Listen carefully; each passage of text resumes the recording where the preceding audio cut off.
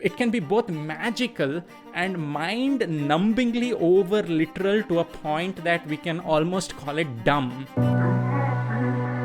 Let's talk about this question I get all the time being a professional working in the robotics and artificial intelligence space. Can artificial intelligence indeed be smarter than a person? Answering that question actually hinges on the definition of artificial intelligence. But I guess even before that, a prerequisite question to ask is, what is actually defined by smartness? In the 1950s, this great psychologist J.P. Guilford divided creative thought into two categories. There's convergent thinking and then there's divergent thinking. Convergent thinking, he defined it as the ability to answer questions correctly. That's predominantly a display of memory and logic.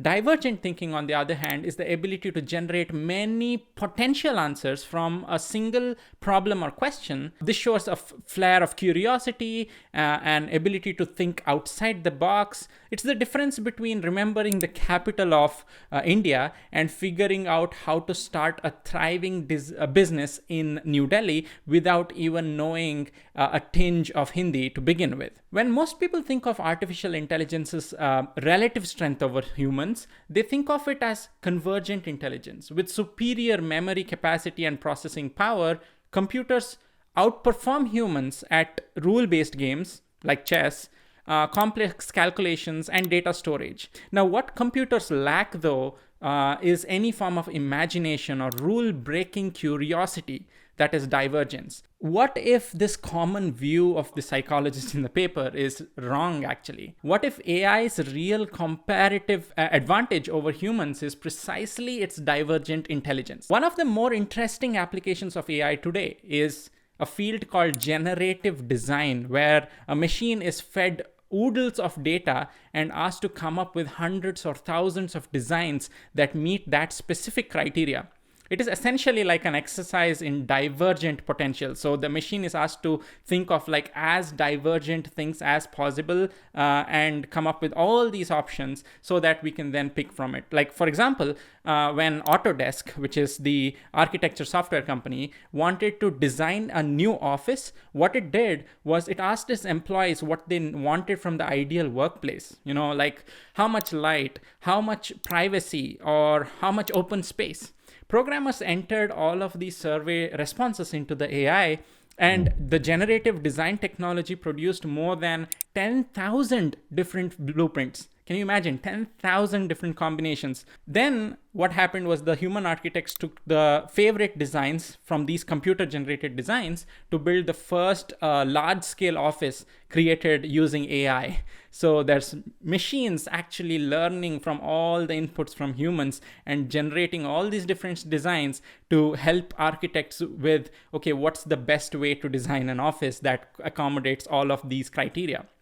There's this funny quote that I read recently. Generative design is like working with an all-powerful, really painful, stupid genie. What does that mean, right? Like that is, it can be both magical and mind-numbingly over-literal to a point that we can almost call it dumb. So I asked myself, where could these companies actually use this painfully dense genie? Most importantly, like generative design could help biologists simulate the effect of different drugs without putting sick humans at risk. So all the at-risk trials that we think of today, that might become irrelevant by using all these hundreds of thousands of combinations that AI algorithms are capable of generating. So by testing these thousands of variations of a new medicine in a biological simulator, we could one day design drugs the way we design airplanes today. AI's divergent potential is one of the hottest subjects today, though.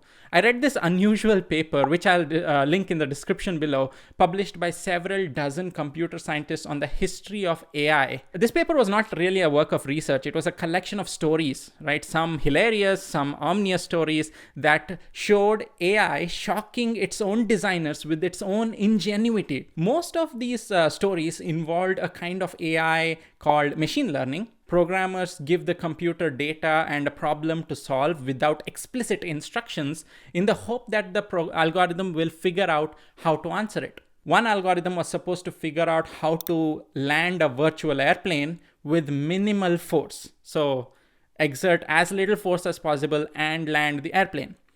But the AI, see what it did was it soon discovered that if it crashed the airplane, the program would register a force so large that it would overwhelm its own memory and count it as a perfect score. So the AI crashed the plane over and over and over again, presumably killing all those virtual people on board.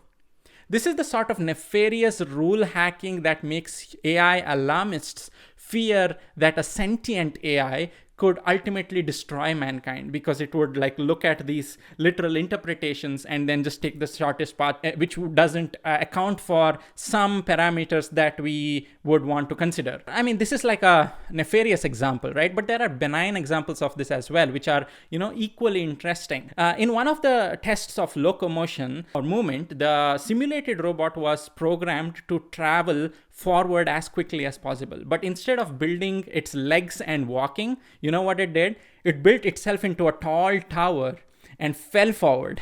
How is growing tall and falling on your face anything like walking? The truth is, both cover a horizontal distance pretty quickly, right? The AI took this whole problem extremely literally. So if you think about it very carefully, that's like an eerie genius to this forward falling strategy. Now, what is that genius?